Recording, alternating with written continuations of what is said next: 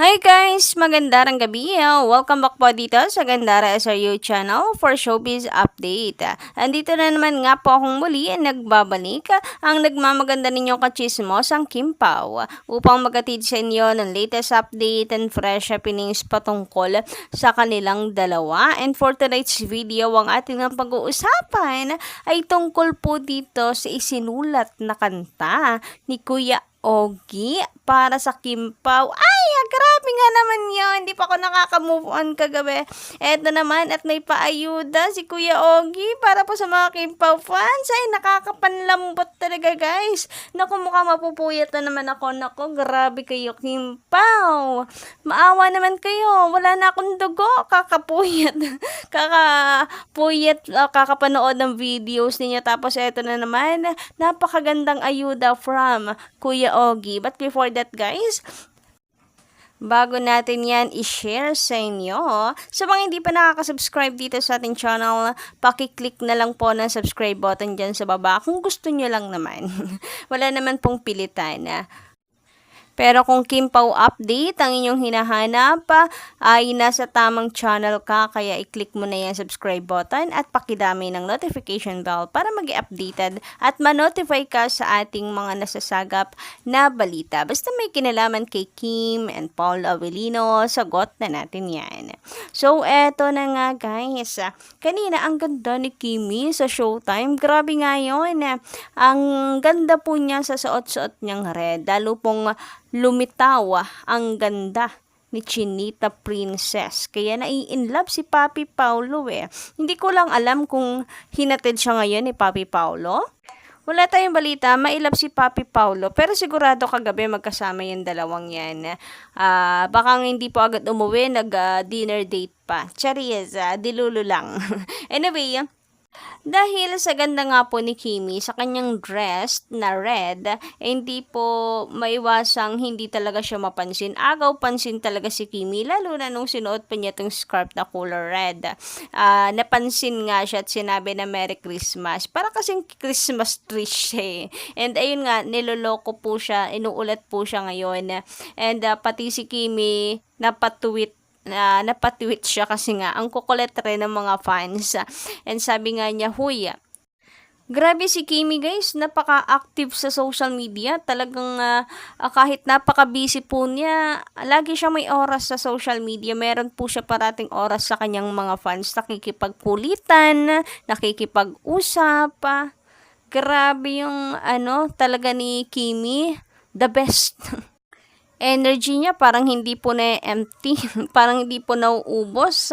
Hanggang sa social media may time at may lakas pa rin po siya, may oras po siya parate sa kanya pong mga fans. Samantala, habang nag-scroll naman po tayo kanina sa Facebook, eto nakita ko post about kay Kimi. Sabi po dito, kulang na lang daw po talaga ng Christmas light si Kim Chiu, kagaya ng sinasabi ni Mimi Vice, na kung saan ay human na Christmas tree nga daw itong si Kim Chiu. Apakaganda ni Kimi. Pero para naman sa akin, hindi po kulang ng Christmas light si Kimi. Kasi ganda pa lamang po niya, kumikinang na. Ay, grabe ngayon.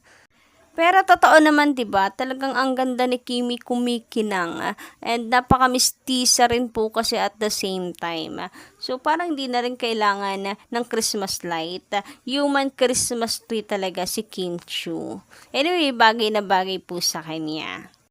Samantala, eto na nga guys, dumako na po tayo sa pachika ni Lionheart. Lionheart ba to? Lion Hair. Parang Lion Hair naman yung basa ko kasi yung tidon malaki na TV. Lion Hair TV. But anyway, ano man po pronunciation dyan, ito po yung kanilang balita. Kanila pong paayuda at the same time para sa mga Kim Pao fans. Kasi ibinahagi nila na si Kuya Ogie ay mayroon daw na isinulat na kanta for Kim Pao. Pero hindi po na-finalize. Hindi pa po nilalabas. Baka daw later gawin ito, tapusin, i-release ni Kuya Ogie.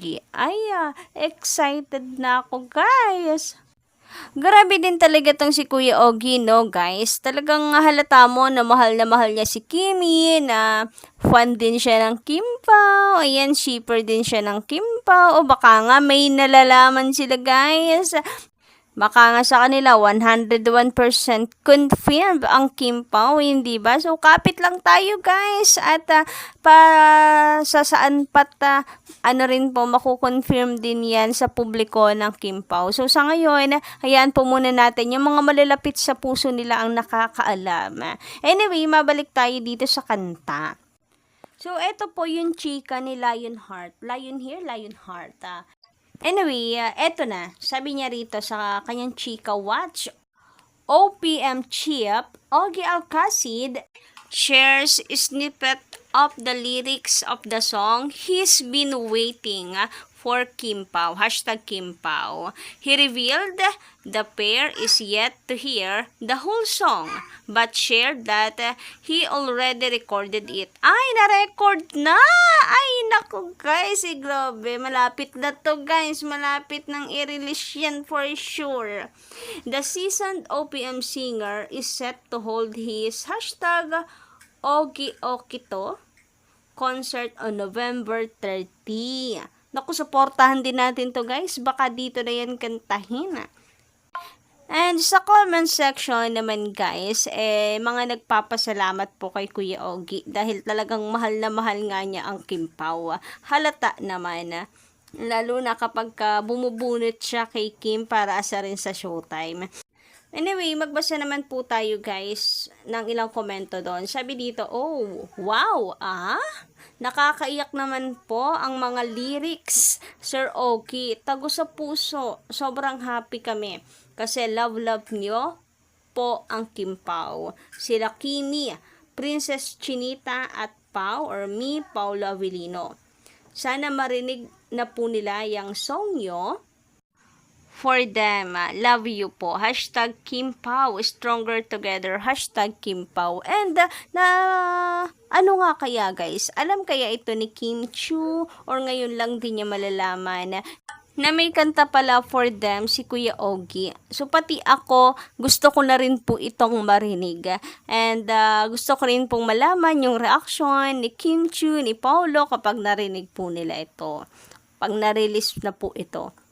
Sabi pa dito ng isang commentor, thank you sir at Ogie Alcacid. Can't wait na mapakinggan yung song mo for #Kim Pao. Sana may music video din please. And ang bida ay ang Kim Pao. Kung maaari, sana nako, let's go. Vote for this.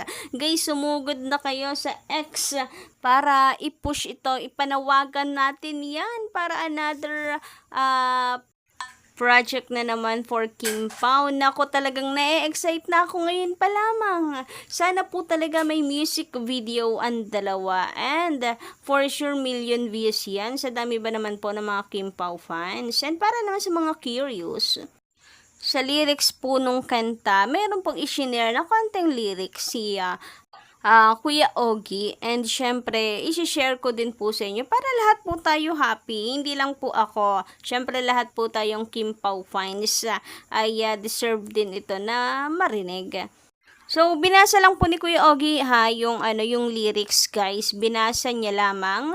And medyo maingay kasi guys yung video. So, eto lang po yung naintindihan ko sa sinabi or sa binasa ni Kuya Ogie na lyrics. So, una, sabi dito, araw-araw ang pipiliin ko ay ikaw lang mahal, wala ng iba. Ikaw ang lakas at kahinaan ko. Sa yakap mo, walang ibang gusto araw-araw. Ikaw lang mahal. Hindi ko inakala na sa huli ay ikaw ang kapiling sa bawat sandali.